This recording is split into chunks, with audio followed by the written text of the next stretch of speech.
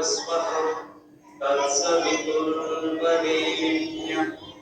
भर्गो देवस्य धीमहि धियो यो नः प्रचोदयात्। ॐ पावकानः सरस्वती वाजेभिर्वाजनीवति यज्ञं वष्टुभ्याः।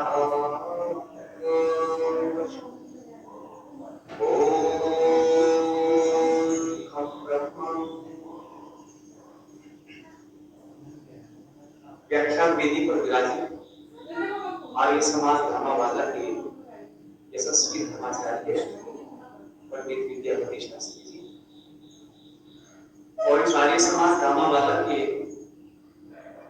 एक बहुत ही सक्रिय नेतृत्व, जिन्होंने अपने पुरुषार्थ से आर्य समाज की गतिविधियों को अच्छे से संचालित किया हुआ है, आदरणीय प्रधान श्री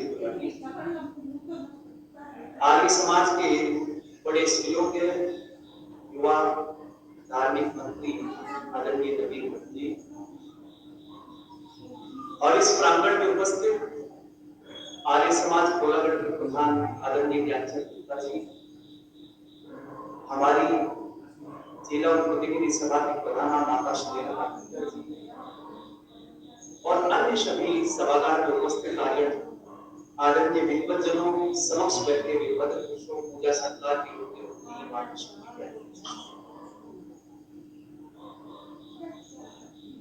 बहुत सुंदर गीत अभी बहन ने आपके बीच में रखा है मीनाक्षी, और जब वो गीत सुना रही थी तो गीत की पंक्तियां थी कि ये मनुष्य का शरीर, इसका भाव था कि मानव का शरीर आसानी से नहीं मिलता। जरा एक बच्चों को थोड़ा पीछे आ जाए, बच्चे आप बात नहीं करेंगे, कोई ध्यान से। तो भाव ये था कि मानव का शरीर, मनुष्य का शरीर आसानी से प्राप्त नहीं। तो आप जरा विचार करके देखो कि ऐसा क्यों कहा जा रहा है कि आसानी से प्राप्त नहीं होता। इसके लिए जिम्मेवार भी हम ही लोग। आप कहेंगे कि जिम्मेवार हम कैसे हैं? क्योंकि मनुष्य का शरीर पाकर के हम पाश्विक कर्म करते हैं। मनुष्य का शरीर तो मिल गया, लेकिन अब ये हमारे हाथ में है कि आगे मनुष्य का शरीर मिले या कोई दूसरा मिले। ईश्वर ने ये चांस दिया, ये मौका दिया कि इस मनुष्य का शरीर आपको मिल गया, लेकिन मनुष्य के योनि में रहते हुए, मनुष्य के शरीर में रहते हुए हमने हमेशा पाश्विक प्रवृत्ति वाले कर्म किए। तो जब पाश्विक कर्म कर रहे हैं तो शरीर किसका मिलेगा? मनुष्य से इतर योनियों का। इसलिए कहा कि मानव का शरीर बड़ा कठिन है प्राप्त होना, और ये होता है जब व्यक्ति के कर्म, यहाँ कर्म का सिद्धांत बड़ा सुंदर तरीके से विवेचित किया। तो मानव मनुष्य का शरीर मिला है सुख प्राप्ति के लिए, और इस सुख प्राप्ति के लिए हम एक शास्त्र का पठन कर रहे हैं, शास्त्र का अध्ययन अध्यापन कर रहे हैं। इस शास्त्र का नाम है कठोपनिषद। और मैं थोड़ा सा आपको बताता चलूं, चूंकि श्रृंखला इसकी चली हुई है और लगातार हम इस पर बात कर रहे हैं। कठोपनिषद के जो संवाद करता है, दो ऐसे पात्र हैं जो असामान्य है। एक पात्र का नाम उद्यालक है, जो अपने पुत्र को एक बात कहकर के घर से निकाल देते हैं कि मैं तुझे मृत्यु को सौंपता। और इसी कठोपनिषद में एक यमाचार्य है, वो एक नचिकेता बालक, और इन तीनों के संवाद के माध्यम से एक व्यवहार सीख रहे हैं। क्योंकि मनुष्य का शरीर बड़ी कठिनाई से मिलता है, और ये मनुष्य का शरीर मिल गया है तो इसका उद्देश्य लक्ष्य है सुख को प्राप्त करना। और सुख ये तब मिलेगा, सुख तब प्राप्त आप लोगों को होगा जब आपके जीवन में ठीक ठीक व्यवहार होगा। और व्यवहार ठीक तब होगा जब हम शास्त्र सम्मत करते रहेंगे। शास्त्र को पढ़ रहे हैं, सीख रहे हैं, लेकिन उस शास्त्र पर आचरण लाना पड़ेगा, और उस आचरण के लाने से ही सुख जीवन में प्राप्त होगा। तो आइए कठोपनिषद की ओर आगे बढ़ते हैं। यमाचार्य के पास में नचिकेता पहुंच जाते और नचिकेता के जो पिता हैं जिनका नाम है उद्यालक, अब उद्यालक अपने बेटे को कहते कि मैं तुम्हें मृत्यु को सौंपता हूं। अच्छा, ये वाक्य बोलने से पहले मैं आप लोगों से पूछना चाहता हूं, मैं निवेदन कर रहा हूं छोटा सा आपसे कि आप जरा मुझे बताइए बंधुओं कि जिस समय उद्यालक ने ये कहा था कि मैं तुम्हें मृत्यु को सौंपता हूं, तो ये वाक्य बोलते वक्त कि मैं तुम्हें मृत्यु को सौंपता हूं, उद्यालक की मन स्थिति कैसी? उद्यालक की मन स्थिति उस समय ये थी क्योंकि बहुत सारे लोगों को, विद्वानों को उस यज्ञ में आमंत्रित किया। बहुत सारे ऋषि महर्षि लोग आए, विद्वान लोग आए, मनीषी आए, उपदेशक आए और सबको बुला करके एक बड़ा विशाल यज्ञ करने जा रहे हैं जिस यज्ञ का नाम है विश्व जीत। और इस यज्ञ को कर रहे विश्व को जीतने की कामना से, अपनी यश कीर्ति बढ़ाने से। लेकिन इस यज्ञ में उन्होंने एक घोषणा भी की है कि आज मैं वैराग्य को धारण करूंगा, आज मैं संन्यास लेने जा रहा हूं और सारी वस्तुओं का दान भी करूंगा। मन स्थिति बन रही है कि मैं वैराग्य को प्राप्त करके संन्यास लेकर के आगे बढ़ूं। लेकिन जब पुत्र देखता है कि पिताजी ने यज्ञ तो संपन्न करा दिया, लेकिन जब दक्षिणा देने की बात आई तो कैसी दक्षिणा दी? ऐसी दक्षिणा दी है जो लेने वाले के योग्य नहीं, और जब योग्य नहीं है तो पिता की इस घटना को देखते हुए पुत्र से रहा नहीं गया और पुत्र ने तुरंत बोल दिया, पिताजी आप ये गलत कर रहे हैं, आपने काम तो अच्छा करा लिया लेकिन दक्षिणा आप गलत दे रहे हैं, इसलिए आपका यश नहीं बढ़ेगा, कीर्ति नहीं बढ़ेगी, बल्कि आपका अपयश होगा। और एक अच्छा पुत्र यही है जो अपने पिता के यश को बढ़ाए, उसका अपयश होने न दे। ये अच्छे पुत्र के लक्षण। अब पुत्र ने टोक दिया, टोकने से जब सब लोगों के सामने टोका तो फिर कौन पिता ऐसा होगा जिसको बुरा नहीं लगेगा? हालांकि बात सत्य थी, बात बिल्कुल सत्य थी। वो कार्य गलत कर रहे थे, वो बूढ़ी गांव का ध्यान कर रहे थे, वो दक्षिणा गलत तरीके की दे रहे थे, जो यूजलेस थी ऐसी दक्षिणा दे रहे थे।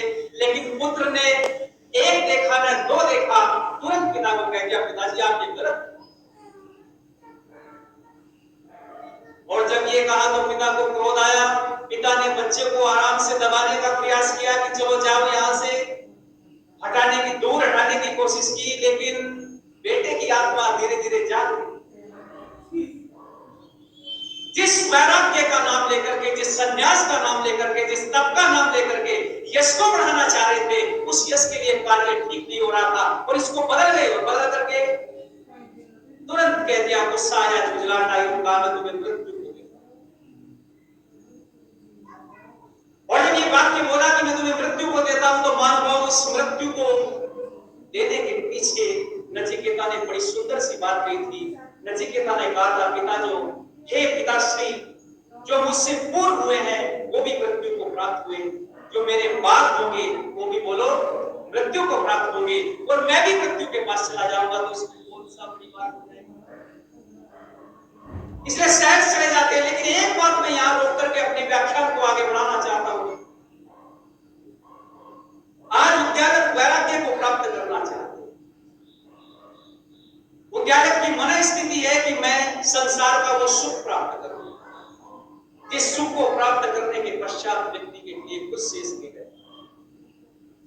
अच्छा, जनाब आप लोग मुझे बताएंगे कि इस संसार में जो जो जीवात्माएं आई हैं, बहुत सारी जीवात्माएं संसार में, बहुत सारे महापुरुष संसार में आपको मिलेंगे जो वैरागी बने।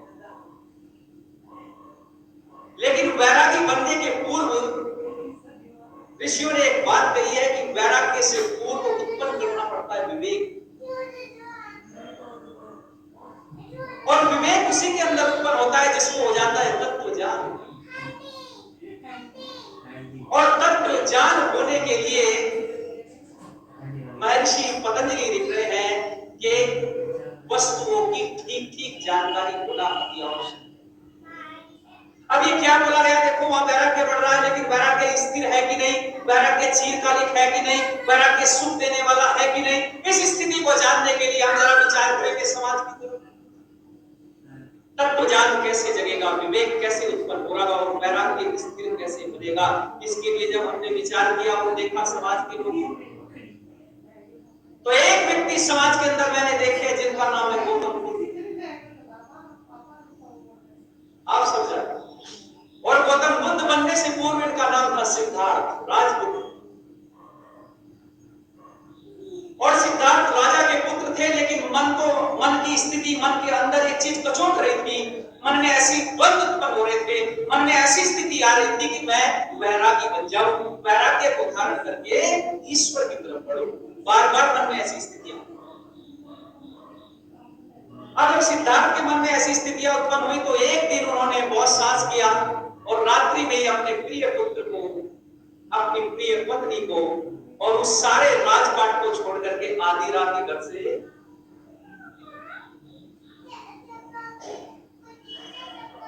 यानी वैराग्य का उत्साह इतना मन के अंदर बढ़ा कि आधी रात में घर को छोड़ करके चले गए।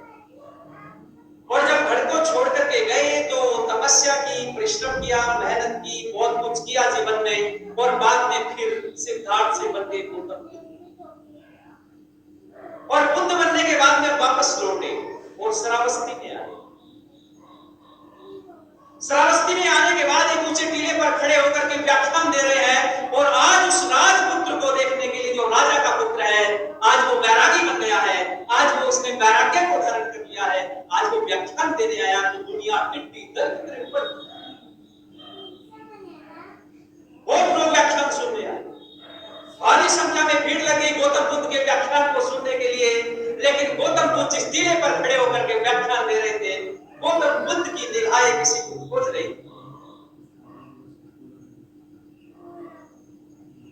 वो व्यक्ति जो रात को आधी रात वैराग्य के कारण, हृदय में जगी स्थिति के कारण घर से बाहर निकले थे, सिद्धार्थ से गौतम बुद्ध बन गए, आज श्रावस्ती लौटे हैं, व्याख्यान दे रहे हैं। लेकिन व्याख्यान देते समय गौतम बुद्ध की आंखें किसी को, गौतम बुद्ध बराबर सभा के अंदर देख रहे हैं कि सब लोग व्याख्यान सुनने आए हैं और यशोधरा व्याख्यान सुन रहे हैं।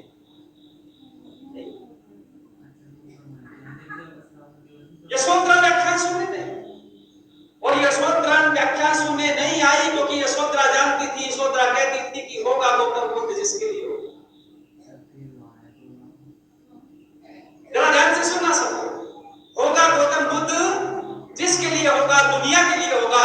मेरे लिए तो स्थिति यशोधरा की मन स्थिति क्या थी कि मेरे लिए तो रात्रि में भागने वाला।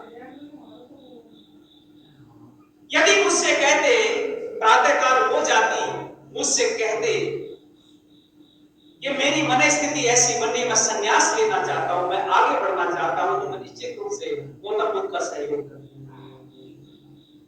मैं निश्चित रूप से गौतम बुद्ध को मना नहीं करती, क्योंकि भारतीय स्त्रियों की ये बहुत बड़ी स्थिति रही है, भारतीय स्त्रियों की ये मर्यादा रही है, भारतीय महिलाओं की, देवियों की ये बहुत बड़ी मर्यादा रही है कि आज भी जब व्यक्ति युद्ध के मैदान में जाता है तो उनकी माताएं क्या करती है? तिलक। युद्ध के मैदान में वहां फूलमालाएं नहीं डलती, वहां गोलियां चलती, वहां मृत्यु सामने खड़ी हुई है, लेकिन फिर भी माताएं अपने पति को, अपने पुत्रों को तिलक करके युद्ध के मैदान में भेजती है। और यशोधरा कहती है तो सन्यास की तरफ बढ़ रहे थे, अध्यात्म की तरफ बढ़ रहे थे, कम से कम उससे पता करके वो चले जाते। इस कारण से यशोधरा आज गौतम बुद्ध का व्याख्यान सुनने श्रावस्ती में, जब निगाहें ढूंढ रही है यशोधरा को गौतम बुद्ध की कहां है, दिखाई नहीं दे रही है, तो जब नहीं मिली तो कहते हैं कि गौतम बुद्ध यशोधरा के दरवाजे पर भिक्षा करते हैं। जरा आप जिम्मी को पढ़ना, वैरागी बन गए थे, वैरागी ले लिया था, संन्यास ले लिया था, संन्यास लेने के पश्चात भी निगाहें किसी को ढूंढ रही थी, कहीं मन में वो स्थिति थी, वैराग्य कहीं टिकाऊ नहीं, स्थिति बनी मन में, और घर पर गए और भिक्षाटन लेकर के वापस लौटे। पर याद रखना बंधुओं, एक व्यक्ति और वे हैं जिनका नाम था शंकर। सुना है? जब भारत देश में मूर्ति पूजा का बाहुल्य हो रहा था, जब भारत देश में बौद्धिस्ट और जैनी दंडना रहे थे, तब इस सनातन परंपरा का ध्वज हाथ लेकर के एक व्यक्ति प्रकट हुआ जिनका नाम था शंकर, आदि संत।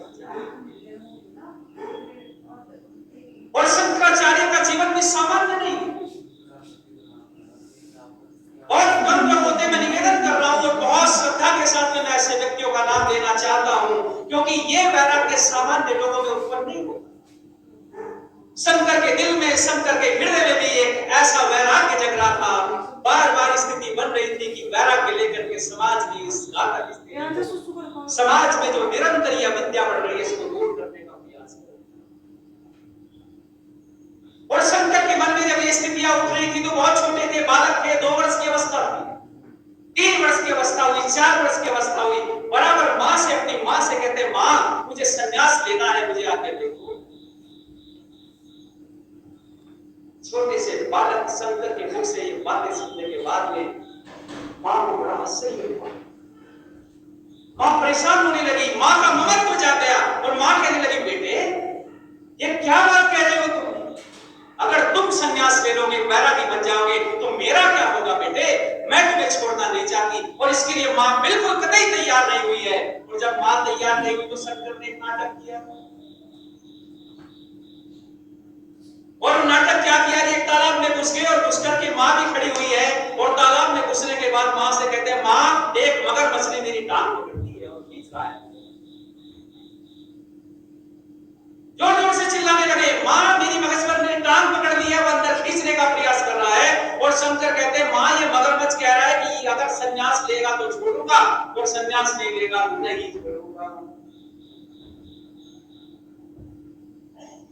अब मां द्वंद्व की स्थिति में आ गई कि मगरमच्छ ने टांग पड़ी, यदि बच्चे का जीवन ही चला गया तो सब कुछ समाप्त हो गया। अब सब कुछ समाप्त न होने के कारण मां ने देखा कि बेटे ऐसा मत करो, मैं तुम्हारे बिना जिंदा नहीं रह पाऊंगी बेटे। लेकिन शंकर फिर जोर से चिल्लाए, मां मगरमच्छ मुझे खा जाएगा, ये मुझे खींच रहा है, अंदर की तरफ ले जाना चाहता है, मां जल्दी बताओ। तो मां कहती है, ठीक ठीक इसको बोल दो कि मैं संन्यास के लिए तैयार हूं, संन्यास ले लेना, लेकिन अपनी जान मत गवाइएगा। तो कहते हैं कि संन्यास लिया, लेकिन एक शर्त रखी गई। मां कहने लगी कि जब मेरी मृत्यु होगी, मेरा अंतिम संस्कार कौन करेगा? ये मां का संस्कार। तो कहते शंकर ने कहा कि मां मैं पृथ्वी के जिस भी कोने पर हूं, जब तुम्हारी मृत्यु का समाचार मुझे मिलेगा तो मैं तुम्हें अंतिम क्रिया करने के लिए तुम्हारे पास आ जाऊंगा। और कहते हैं कि केरल के अंदर उस कालड़ी गांव में जब मां का देहावसान हुआ, मां की मृत्यु हुई, तो शंकर जल की गोद की मां का संस्कार करने के लिए वहां अपनी मां का संस्कार करने के लिए पहुंचे। एक सन्यासी व्यक्ति देश दुनिया को चेताने का प्रयास कर रहे थे, देश दुनिया को बहुत कुछ बताने का प्रयत्न कर रहे थे, वेद दर्शन उपनिषद पढ़ने के बाद समाज में एक अलग जगाने का काम कर रहे थे। लेकिन सन्यासी व्यक्ति किसी व्यक्ति विशेष का बोलो नहीं होता है। सन्यासी परिव्राजक हो जाता है, सन्यासी समाज का हो जाता है, सारी स्त्री जाति उसके लिए एक समान हो जाती है, सारा पुरुष वर्ग उसके लिए एक समान हो जाता है। लेकिन कहीं न कहीं क्यों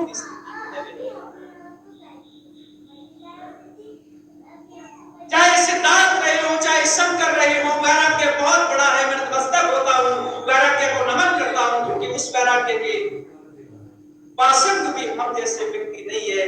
लेकिन मानव मैं अपने दयानंद का जिक्र नहीं करता, जहां मैं बहुत सारे वैरागियों का जिक्र करना चाहता हूं, जहां मैं बहुत सारे महापुरुषों के जीवन को पढ़ना चाहता हूं, वहां मैं तुलना करते हुए अपने ऋषि दयानंद को भी पढ़ना चाहता हूं। और मैं बताना चाहता हूं कि जब टंकारा से चले थे, एक बार टंकारा से निकल गए, पर कभी लौट करके टंकारा वापस नहीं गए हैं। एक ऐसा वैरागी, एक ऐसा सन्यासी, एक ऐसा त्यागी, एक ऐसा तपस्वी कि एक बार त्याग धारण कर लिया, एक बार वैराग्य धारण कर लिया, फिर वापस लौट करके क्या लोगों ने प्रयास नहीं किया? क्या मां का ममत्व नहीं था? क्या पिता का प्रेम नहीं था? क्या घर परिवार के अंदर मित्र, इष्ट मित्रों का, गांव वालों का, समाज वालों का स्नेह नहीं था? यही कारण बना कि ऋषिवर देव दयानंद सब महापुरुषों में निराले नजर आए। पर कुछ लोगों ने हठधर्मिता के कारण ऋषि के त्याग को नहीं देखा, ऋषि के वैराग्य को नहीं देखा। मैं आप लोगों से निवेदन करने लगा हूं, आप लोगों से बताने का प्रयत्न कर रहा हूं, वैराग्य क्षमता बहुत लोगों के अंदर है, लेकिन इस वैराग्य को टिकाना बहुत बड़ा, इस वैराग्य को स्थिर रखना बहुत बड़ा कार्य, इस वैराग्य के लिए कार्य करना बहुत बड़ा कार्य है लोगों। और विवेक तत्व ज्ञान से आएगा, और तत्व ज्ञान के लिए एक बात कह करके मैं नचिकेता के संवाद को आगे बढ़ाऊं। महर्षि पतंजलि एक बड़ी गजब की बात कहते हैं कि तत्व ज्ञान कब जगेगा, जब वस्तुओं में, भौतिक वस्तुओं में, सांसारिक वस्तुओं में दुख देखना प्रारंभ कर दोगे। बड़ी गजब की बात है ये बात। यदि वैराग्य जगाना चाहते हो, विवेक जगाना चाहते हो, अध्यात्म की तरफ बढ़ना चाहते हो, सुख को प्राप्त करना चाहते हो, अस्थायी सुख की बात कर रहा हूं, तो क्या करें? तो हम महर्षि पतंजलि के पास में गए और पतंजलि कहते हैं कि संसार की जो वस्तु है इनमें दुख देखो। कौन सा दुख देखे? कि परिणाम ताप संस्कार दुखे गुण भक्ति क्रोधाच्य दुखेन सकल विवेक। बड़ी गजब की बात है। इस संसार की जितनी भी वस्तुएं हैं, इनमें जिसने 4 प्रकार के दुख का अनुभव किया है, 4 प्रकार के दुख देखे हैं, वो व्यक्ति के अंदर विवेक जगेगा, वैराग्य जगेगा, और वैराग्य जगने से व्यक्ति सुख की तरफ बढ़ेगा, ईश्वर की तरफ बढ़ेगा। अब कौन से 4 दुख बताइए जरा? परिणाम, सबसे पहला परिणाम। आपने बहुत सारे लोगों से सुना होगा, जरा इन 4 दुख। परिणाम दुख क्या है? कि संसार की जितनी भी वस्तुएं हैं जिनका हम उपभोग करते हैं, और मन में एक इच्छा बनी रहती है कि इस वस्तु का उपभोग करूंगा तो मुझे क्या मिलेगा? सुख मिलेगा। अब वो सुख मिल गया, वस्तु का उपभोग कर लिया, लेकिन वो सुख अस्थायी नहीं है। थोड़ी देर के बाद में जैसी वस्तु का उपभोग खत्म हुआ, थोड़ा समय बीता, और समय बीतने के बाद फिर से उस वस्तु का उपभोग करने की इच्छा जागी, और इच्छा जागने से वो वस्तु अब आपके पास नहीं है, लेकिन उसको भोगने की इच्छा जगी हुई है, और उस इच्छा के कारण जो दुख उत्पन्न होता है उसको कहते हैं परिणाम दुख। एक उदाहरण दे रहा हूं, बहुत छोटा सा, समझ में आ जाए। और उदाहरण क्या है कि मान के चलो एक व्यक्ति है, और एक व्यक्ति के मन में इच्छा हुई, मन में जिज्ञासा जगी कि आज मैं गुलाब जामुन खाऊं। सबकी इच्छा हुई, अब गुलाब जामुन खाने की इच्छा मन में उत्पन्न हुई, और इच्छा उत्पन्न होने के बाद में उसने गुलाब जामुन खाए, और खाने के बाद में जब गुलाब जामुन समाप्त हो गए तो थोड़ी देर के बाद में, क्योंकि पेट और जीभ ने मना कर दिया कि अब ज्यादा मत खा, स्थिति पूरी हो, लेकिन एक इंद्रिय और है जो मना नहीं करती, वो है मन। पेट ने और जीभ ने मना किया कि पूरा हो गया है ना, इतना पर्याप्त है, लेकिन मन में इच्छा बनी हुई है कि और खाऊंगा तो और सुख मिलेगा। अब वो जो और खाने की इच्छा है, उसके कारण जो दुख उत्पन्न हो रहा है वो है परिणाम दुख। और ये परिणाम दुख क्या है? मानवों में आपसे बताऊं कि गुलाब जामुन खाओगे तो और ज्यादा खाने से दुख हो जाएगा। अच्छा, आपने डोम में आकर के या किसी दूसरे के बहकावे में आकर के और खा लिए जब 2-4, तो फिर क्या होगा? रोगी बन जाए, और उस रोग के कारण जो दुख उत्पन्न होता है उसको कहते हैं परिणाम। महर्षि पतंजलि केवल एक इस उदाहरण के लिए नहीं, संसार की जितनी भी वस्तुएं, ये मैं विवेकी के लिए बात कर रहा हूं, क्योंकि हम नचिकेता की बात कर रहे हैं, हम उस व्यक्ति की बात कर रहे हैं जो ईश्वर की तरफ जाने का प्रयत्न कर रहा है, और पहली सीढ़ी यही है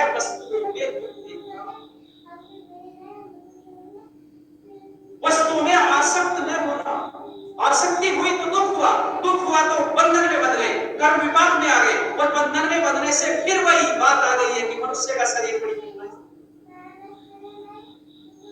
इसलिए मैंने निवेदन किया कि ये परिणाम दुख है, और एक दुख है ताप दुख, और इस ताप दुख को समझना भी बहुत महत्वपूर्ण है। वस्तु हमारे पास में आ गई, आज हमारे पास में वो वस्तु है, और उस वस्तु को छिन जाने का डर भी है ताप दुख। और एक व्यक्ति ने मन में विचार किया कि मुझे आज 8 बजे कुछ गुलाब जामुन खाऊं। अब 8 बजे का समय निर्धारित किया, तो अब ऑफिस में बैठा हुआ है, और 4 बजे उसके मन में एक विचार आया कि आज तो घर जाऊंगा, अच्छे से 8 बजे गुलाब जामुन मंगा के रखे हुए हैं, घर पे जाकर के खाऊंगा, बड़ा आनंद आएगा, बड़ा सुख मिलेगा। लेकिन ठीक 4 घंटे पहले 4 बजे उसके मन में एक विचार आया, और मन में विचार ये आया कि कहीं वो जो गुलाब जामुन रखे हुए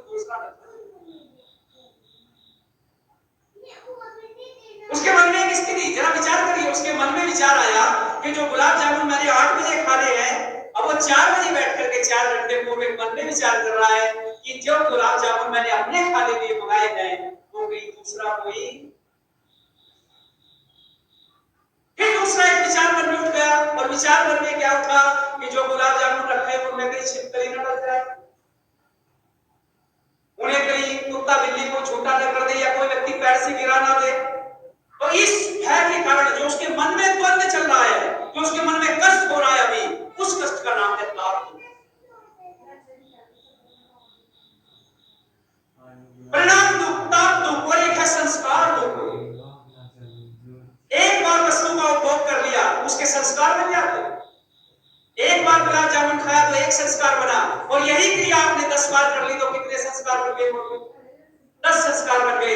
लेकिन जब 11वीं बार आपके मन में विचार आया कि मैं गुलाब जामुन खाऊं और आपको मिले नहीं, तो एक व्यक्ति ने कहा मुझे इच्छा हो रही है गुलाब जामुन, पैसे दिए दूसरे को कि जाओ जाकर के लेकर के आओ बाजार से, लेकिन कहीं से मिले नहीं, वापस लौट आया, और वापस जब लौट आया तो लौटने के बाद में जो 10 संस्कार बने हुए थे, जो आज सुख प्राप्त कराना चाह रहे थे, वो सुख प्राप्त नहीं हो रहा है, 11वीं स्थिति में वहां मना हो गई, और संस्कारों के कारण जो दुख प्राप्त हुआ है उसको जरा जोर से बोलो, क्या कहते हैं? संस्कार।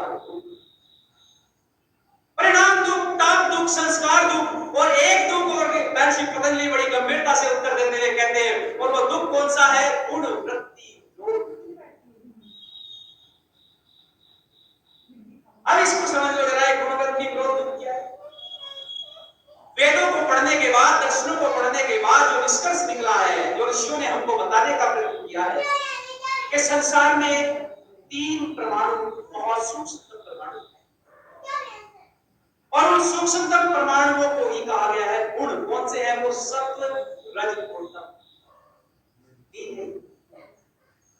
और इन तीनों परमाणुओं के गुणों को के वृत्ति कहते हैं, स्वभाव को, और विरोध कहते हैं टकराव। मैंने इन गुणों के स्वभाव में टकराव होना ही क्या कहलाता है? जरा बोल दो। गुण वृत्ति। और ये प्रत्येक व्यक्ति के अंदर है। इस दुख से कोई नहीं बच सकता। एक स्थिति है मोक्ष के बाद, महर्षि पतंजलि कह रहे मोक्ष के अलावा इस दुख से कोई बच नहीं सकता। गुण वृत्ति विरोध, क्योंकि सतोगुण भी व्यक्ति के अंदर है, रजोगुण भी व्यक्ति के अंदर है, तमोगुण भी व्यक्ति के अंदर है। जब सतोगुण बढ़ता है तो अच्छी बातें मन में आती है, अच्छे विचार आते हैं, अच्छी भावनाएं आती है। ये सतोगुण तो है तो प्रधान जी के मन में आ गया। कैसा आ गया प्रधान जी के मन में सतोगुण? आचार्य जी का कठोपनिषद पर व्याख्यान हो रहा है, बहुत सुंदर कथा चल रही है, ये सीमित लोगों के पास नहीं होनी चाहिए, इसलिए इस कथा को क्या कर दिया? लाइव कर दिया। और मैं देख रहा हूं बहुत सारे लोग देख रहे हैं, देश भर के लोग देख रहे हैं। मैंने सतोगुण है मन में, सात्विकता है मन में, कि ऐसे आध्यात्मिक और आर्ष ग्रंथों के जो दृष्टांत है, आर्ष ग्रंथों की जो बातें हैं, वो बातें सीमित लोगों तक रहे, बहुत सारे लोगों तक उनका प्रचार हो जाए। ये सतोगुण तो है। तो जब मन में अच्छे विचार आते हैं, सतोगुण की कोटि में आते हैं, और जब चंचलता आती है, तो चंचलता आना ये किस कोटि में है? रजोगुण। और जब तमोगुण शरीर में बढ़ता है, तब व्यक्ति क्रोध में आ जाता है, अति क्रोध में आ जाता है, हत्या करने पर आ जाता है, योजनाएं बनाने पर आ जाता है, मर्डर करने पर आ जाता है। तो ऐसी स्थिति मन में उत्पन्न होती है तो समझ लो तमोगुण बढ़ रहा है। अब ये रजोगुण, तमोगुण और सतोगुण ये स्थिर नहीं रहता, ये स्थिर नहीं रहता व्यक्ति के अंदर, और इसी अस्थिरता को कहते हैं गुण वृत्ति विरोध। इसलिए महर्षि पतंजलि ने कहा, मैं इसको एक छोटा सा दृष्टांत देकर के और क्लियर कर दूं ताकि ये पूरा क्लियर हो जाए। एक व्यक्ति ऑफिस में बैठा हुआ है, बड़ा अधिकारी है, एक सामान्य व्यक्ति उसके पास में गया और जाकर के निवेदन करने लगा, भगवान ये मेरा काम है, इसको जरा पूरा करो। अब उसने ये बात कही कि मेरा ये कार्य है, उसको पूरा करा दो। कार्यालय में बैठा हुआ जो अधिकारी है, ये अधिकारी मन में विचार कर रहा है, उसके मन में द्वंद्व उठने शुरू हो गए।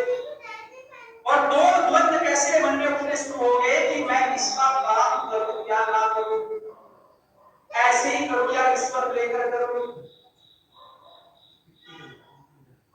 देखो एक गरीब व्यक्ति आया, सामान्य व्यक्ति आया, कार्यालय के अंदर आया, अधिकारी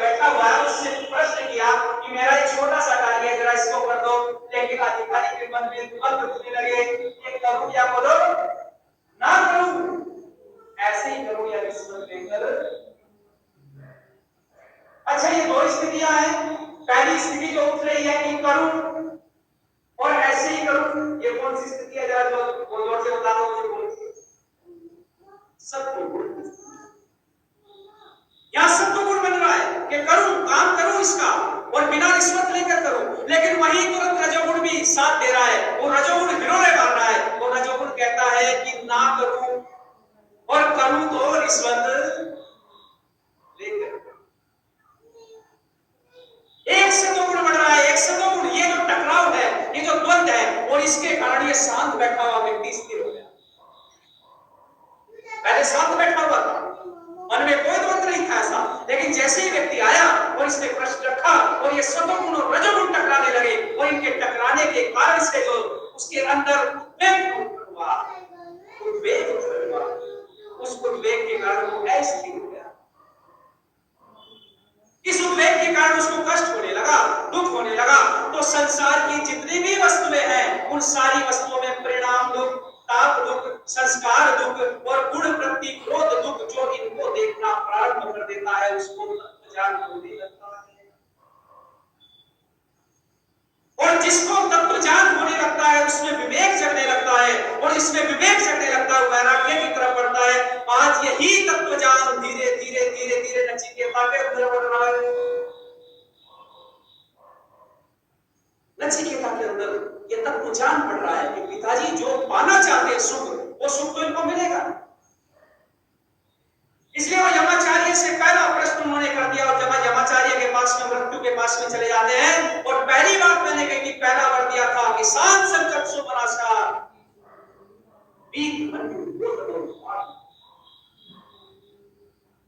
पुत्र ही ऐसा हो सकता है लोगों संसार के अंदर जो अपने पिता की कामना चाहता है। पुत्र एकमात्र ऐसा हो सकता है। बहुत सारे लोग मिलेंगे आपको, और मैं ये चीज इसलिए आपसे निवेदन करने के साथ कहना चाहता हूं कि जो पुत्र है वो अपने पिता के लिए एक बहुत बड़ा वरदान।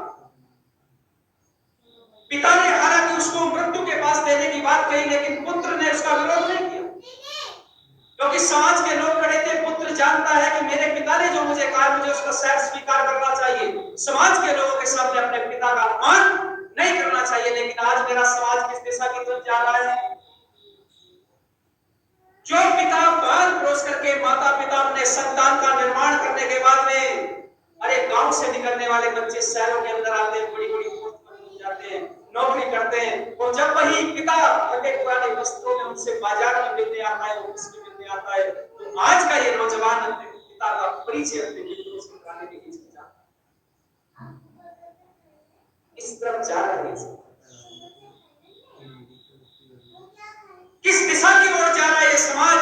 नचिकेता के माध्यम से इस प्रत्येक नौजवान को चेताने की मैं जरूरत कर रहा हूं, प्रत्येक नौजवान को समझाने का प्रयत्न कर रहा हूं कि पिता ने नचिकेता को ऐसा वर दिया कि मृत्यु को देता हूं, लेकिन नचिकेता ने विपरीत रूप में पिता का अनादर नहीं। अरे संसार में कैसे कैसे पिता हुए लोगों, 4 पंक्तियां पढ़ रहा हूं, जरा ध्यान से।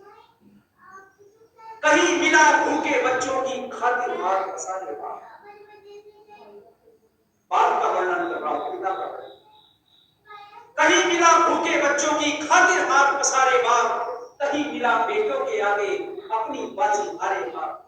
कर देते हैं बंटवारा जल्दी उसकी जमीन और पैसे का, आंख मूंद करके आंगन पे झूठ। पिता शोक में पुत्र मरा हो, किसी ग्रंथ में नहीं पढ़ा। जरा शब्दों पर ध्यान। पिता शोक में पुत्र मरा हो, इसी ग्रंथ में नहीं पढ़ा। मिलते हैं दशरथ द्रोण शांतनु जैसे यहाँ। पिता पुत्र के क्रोध में, पिता पुत्र के स्नेह में आज किस तरीके से नचिकेता के स्नेह में भी पिता आ जाता है, और मृत्यु के व्रत को बदल करके यमाचार्य के पास में, अर्थात आचार्य के पास में देख देते हैं। इस संसार में पिता का ऋण चुकाया नहीं जा सकता, पिता का ऋण किसी स्थिति में नहीं उतारा जा सकता। इसलिए पहली बात कहते हैं कि मेरे पिता का क्रोध शांत हो जाए।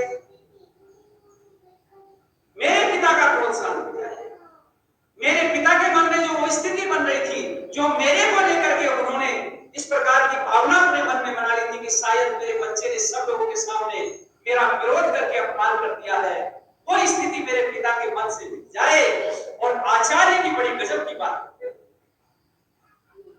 आचार्य कहते हैं कि सुनो ध्यान से नचिकेता, जब तुम मृत्यु के द्वार से वापस लौटकर अपने पिता के पास जाओगे तो उनकी मन स्थिति तुमको देख करके और ये इतने विश्वास के साथ हम आचार्य क्यों कह रहे हैं? क्योंकि मृत्यु के द्वार से जब लौटोगे, आचार्य के द्वार से जब लौटोगे तो अपने आचार्य पर इतना दृढ़ निश्चय है अपनी योग्यता पर, अपनी विद्या पर, कि मेरा निकलने वाला आचार्य ब्रह्मचारी अपने पिता को सुन देगा, समाज को सुन देगा। ये आचार्य यहां दृढ़ कर सकते। आचार्य जानते थे कि मेरे पास पढ़ने वाला बच्चा समाज में किसी का अहित नहीं कर सकता, मेरे पास में शिक्षा पाने वाला बच्चा समाज का भला करेगा, किसी की बुराई नहीं करेगा, हमेशा असत्य का विरोध करेगा, सत्य का प्रचार करेगा। ये दम था आचार्य के। और वो कहते जब तुम्हारी कीर्ति को तुम्हारे पिता देखेंगे तो मैं निश्चित रूप से कहता हूं कि उनके मन में उठने वाला क्रोध समाप्त। और जब ये बात आई तो एक बात कहकर के वाणी को विराम देना चाहूंगा कि आगे बढ़े। पहला वर हुआ लेकिन यमाचार्य साथ नहीं हुए, तो कहने लगे नचिकेता दूसरा वर भी मांग लो। और जब दूसरे वर को मांगने की बात आई तो बड़ी गजब की बात कहते नचिकेता। देखो नचिकेता कितने बुद्धिमान निकले। वर 3 थे लेकिन सारा ब्रह्मांड का जानना। केवल 3 वर देने की बात हुई थी, लेकिन दूसरे वर में तो क्या कहते हैं, क्या बोला कि स्वर्ग लोके। और वो बात क्या बोली जा रही है कि स्वर्ग लोक में जिस प्रकार की सुख प्राप्त होता है ये मैं पाना चाहता हूं। क्योंकि स्वर्ग में न जरा है, न दुख है, न मृत्यु है, न शोक है, न ताप है, न संताप। और इस स्वर्ग के सुख लोक को मैं प्राप्त करना चाहता हूं। और वो कहते हैं कि ये स्वर्ग लोक की जो क्या ये अग्नि के माध्यम से प्राप्त होगा? क्योंकि उस समय में जिस सुख को प्राप्त करने के लिए पिता काम कर रहे बच्चे ने तो वही देखा। नचिकेता ने, बच्चे ने क्या देखा कि मेरे पिता यज्ञ रचा करके स्वर्ग लोक को प्राप्त करना चाहते हैं। तो बच्चे के मन में एक स्थिति उत्पन्न हुई। और वो स्थिति क्या उत्पन्न हुई कि ये जो स्वर्ग लोक का सुख है शायद ये यज्ञ की अग्नि जलाने से मिलता हो। तो उन्होंने कहा कि हे आचार्य, हे गुरुवर, आप मुझे कृपया करके ये बता दें ये जो स्वर्ग लोक का आनंद है क्या ये यज्ञ में अग्नि जलाने से मिल जाएगा? तो यमाचार्य एक बड़ा सुंदर उत्तर देगा। यमाचार्य कहते हैं कि नचिकेता ध्यान से सुनना, ये जो यज्ञ में जलाई गई अग्नि है, इस अग्नि से स्वर्ग लोक का सुख केवल मात्र इस अग्नि से मिलने वाला नहीं है। यज्ञ में जलाई गई जो अग्नि है वो अग्नि तो प्रतीक मात्र है। इसका बोलो जरा, उस ब्रह्म यज्ञ की अग्नि। कौन सी अग्नि का जो हृदय के अंदर छुपी हुई बैठी है लेकिन अभी उसको जलाने का प्रयत्न नहीं किया। ये तो बाह्य अग्नि है, ये प्रतीक है। एक अग्नि हमारे हृदय में भी जगती है और वो हृदय में जगने वाली जिस जिसके हृदय में अग्नि जग रही है, जिस जिसके हृदय में वो उत्साह उत्पन्न हो गया है, वही ईश्वर लोक के आनंद को प्राप्त करेगा। स्वर्ग लोके भजंतम, स्वर्ग लोक के उस आनंद को वही प्राप्त करेगा जिसके दिल में आग उत्पन्न हो जाएगी। आप विचार करके देखना किन किन लोगों ने स्वर्ग लोक के आनंद को प्राप्त किया, जिसके दिल में आग जगी है। महर्षि दयानंद के हृदय में आग जगी और कैसी आग जली थी कि समाज में अविद्या का, पाखंड का, अंधविश्वास का जो कूड़ा करकट था उस आग में जल करके छिन्न भिन्न हो गया है। ऐसी आग किसी पर दयानंद के हृदय में। आपने देखा ये आग ही तो थी जो उनको बैठने नहीं दे रही थी। ये आग ही थी जब विरजानंद के आश्रम से निकले तो एक आग जगी मन में कि नहीं नहीं, मुझे इस ज्ञान को अपने तक सीमित नहीं रखना है। जो मेरे भाई अविद्या में पड़े हुए उनको बाहर निकालना चाहता हूं। और इस आग को हृदय में जगाया और समाज के लिए निकल पड़े। अरे केवल इसी पर दयानंद नहीं लोगों, ये आग श्री रामचंद्र के हृदय में जगी, ये आग योगीराज कृष्ण के हृदय में जगी, ये आग वरना प्रताप के हृदय में जगी, ये आग छत्रपति शिवा के हृदय में जगी। और ये आग जलने का परिणाम था कि आज आजादी सांस ले रहे हैं। इस आग का जिक्र कर रहे हैं। ये आग जगानी पड़ेगी। खाली हवन कुंड में अग्नि जलाने मात्र से स्वर्ग का आनंद प्राप्त किया। और ये आग कैसी है, इसको कैसे जलाना है, कैसे आगे बढ़ाना है, कितना बढ़िया सा संवाद नचिकेता का चल रहा है। समय बहुत तेजी से बढ़ गया है, इस संवाद को हम आगे बढ़ाएंगे। ये बहुत उत्तम संवाद आगे होने वाला है। आप अपने इष्ट मित्रों को साथ लेकर के आइएगा। ये कुछ चर्चा है, अच्छी होकर आपने सुनी। सबका बहुत बहुत आभार, बहुत बहुत धन्यवाद।